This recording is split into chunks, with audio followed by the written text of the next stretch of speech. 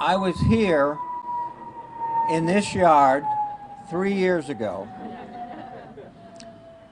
It didn't look this nice, frankly. It was a little run down, to say the least. I'm being polite.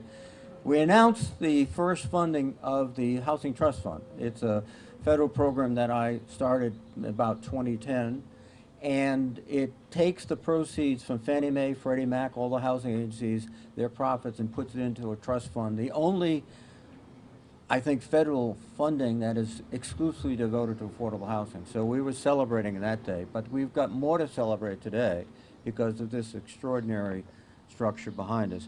Let me recognize, I know Michelle has done many, but some of the housing gang, some of my housing gang. Someone who's not with us today is Jack McConnell, who is the chair of CRI, but Ann Nolan and Michelle Brophy and Liz Tanner and Kyle Bennett and Julie Duffy, the chair-elect of Crossroads, Jeannie Kohler, Barbara Fields. Have I left anyone out? I probably have. Forgive me. We understood in the pandemic that the best form of personal protection is safe, affordable housing. And if you don't have that, you don't have anything. We've also known for years that housing is central to everything we do. You can't expect a child to excel in school when they live in 3 different units in an academic year. You can't expect someone to hold a job when he or she has to move 3 or 4 times. Housing, affordable, decent housing, is absolutely essential. And the gentlemen and ladies that are with me today have been so critical in making sure that affordable housing is not only present, but is going to be emphasized in the future so we can go ahead and meet the demand. And let me salute my colleagues, Senator Whitehouse, Governor McKee, Lieutenant Governor Matos, Mayor Alorza, Karen Santilli, Carol Ventura, and Melissa Sanzaro. Thank you all for what you do to make this happen, make this particularly happen. There's another nice thing about building affordable housing. There's lots of jobs.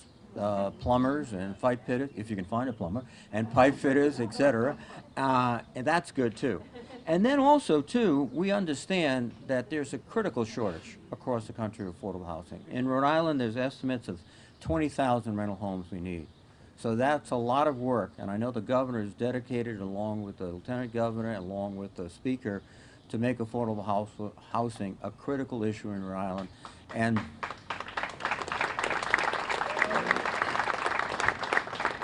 And the governor and I were talking, it helps when you have a little money to do that.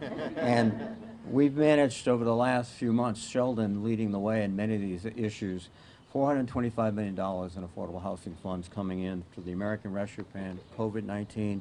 We hope we can pass the infrastructure plan, which will really be a tremendous increment to our housing efforts. So this is good news, great day, thank you. Let's build some more housing. Thank you.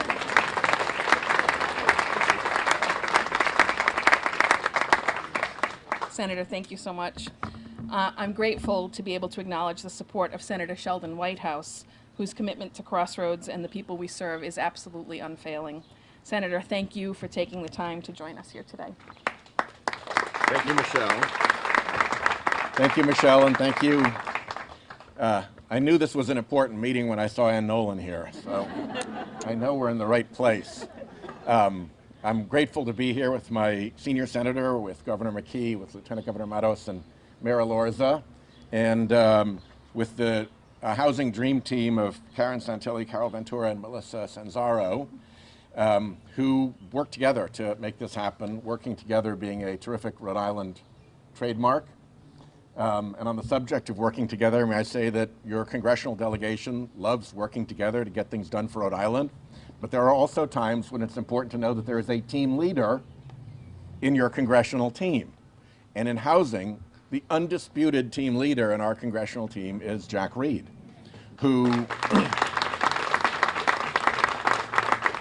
is not only the senior Democrat on the banking committee, which oversees housing, but then goes over to his appropriations committee slot, where he's the ranking member on the appropriations subcommittee that funds housing. So he is at the crossroads of money and policy. Sorry, it had to be done. in Washington, and he has won during the course of his career, I think, every single housing award that the housing community has to offer, some of them twice because they've run out of awards. So we are delighted to be the team of support for our team leader, Senator Reed. I will say one last thing, and that is that the rescue plan has the chance to take Rhode Island families and change the trajectory of their destiny. And the hundreds of millions of dollars in housing money, averaging $4,500 in rental assistance per family at this point, $4,500 for families who have trouble saving $500. Well, add to that the stimulus checks, add to that the earned income tax credit, add to that the child tax credit, add to that the child care support, and add to that the unemployment support. And it is not at all improbable for a family of 4 in Rhode Island to qualify for more than $30,000 in support. If that doesn't help change the trajectory of these families' lives, nothing will. And so I call on everyone here today, because so many of you have dedicated so much of your lives to supporting our Rhode Island community, to spend the next few months making absolutely sure that every organization is leaning in to make sure that every family who is entitled to every one of these programs gets access to every one of these programs. We don't want to leave a dime on the table. So thank you all very much. Congratulations and well done.